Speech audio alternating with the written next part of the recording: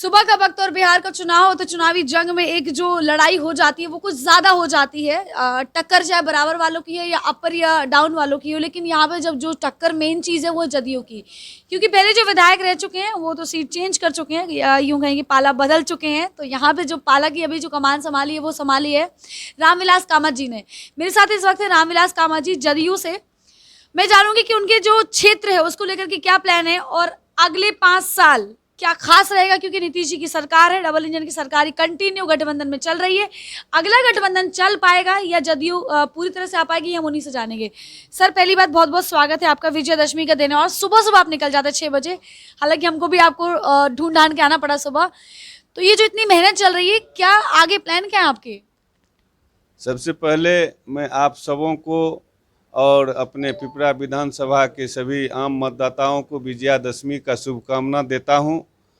और हम प्रत्याशी बने हैं पिपरा विधानसभा से, और हमारे जो नेता हैं नीतीश कुमार जी और एनडीए का जो गठबंधन है, उनका जो कार्यक्रम है, डबल इंजन की सरकार जिसे कहते हैं, उनका जो कार्यक्रम है, जो विकास की योजनाएं हैं, नीतीश जी का जो मूल 7 निश्चय 2 है, उन सारी योजनाओं को, डबल इंजन की सरकार के सभी विकास की योजनाओं को पिपरा विधानसभा के जन जन तक पहुंचाने के संकल्प के साथ मैं यहां से उम्मीदवार बना हूं।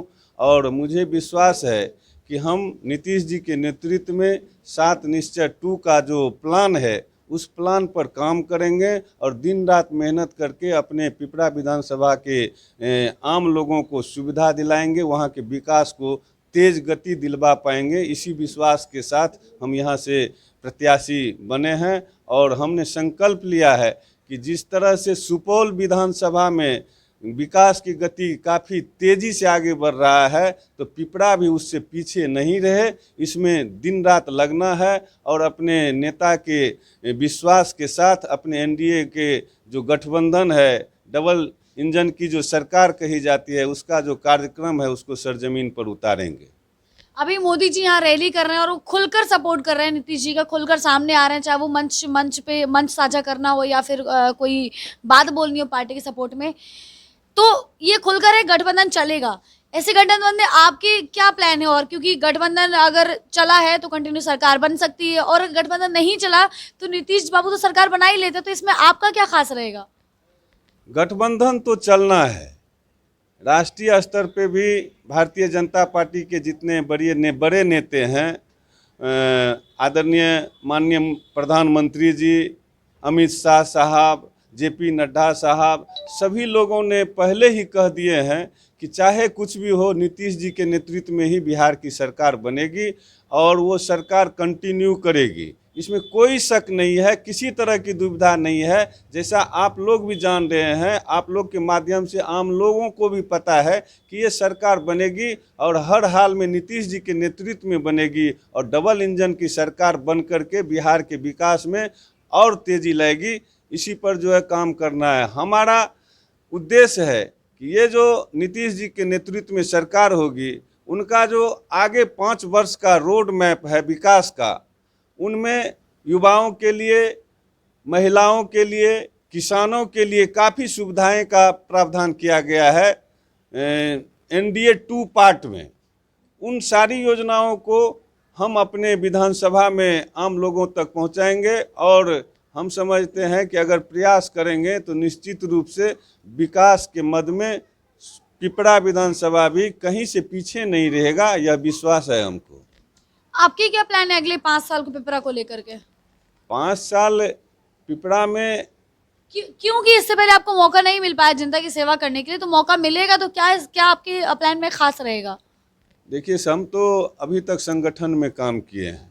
अपने दल के हम लगातार संगठन में कई पद पर काम कर चुके हैं और उस माध्यम से पिपरा विधानसभा के लगभग सभी पंचायतों में, सभी गांवों को मैं जानता हूं और इस चुनाव प्रचार के क्रम में भी मैं घूम रहा हूं और देख रहा हूं जहां भी जो कठिनाई है, बड़े बड़े पुलों की कमी है, रोड का जो है अभाव है, बिजली का व्यवस्था तो पूरा हो गया है और किसानों के लिए जो कुछ जल जमाव की स्थिति है उनको भी दूर करना जरूरी है, क्योंकि कई जगहों पर हमने देखा है कि वहाँ पर जल जमाव के कारण कई एकड़ ज़मीन जो है सो बर्बाद पड़ा हुआ है। इन सारी कामों को करके विकास के मद में पिपरा को आगे ले जाना है, वहाँ के आम लोगों को हर सुविधा उपलब्ध कराना है। युवाओं को लेकर क्या प्लान है आपके? युवाओं के लिए सरकार खुद 7 निश्चय में बहुत बड़ी प्लान करके रखी हुई है।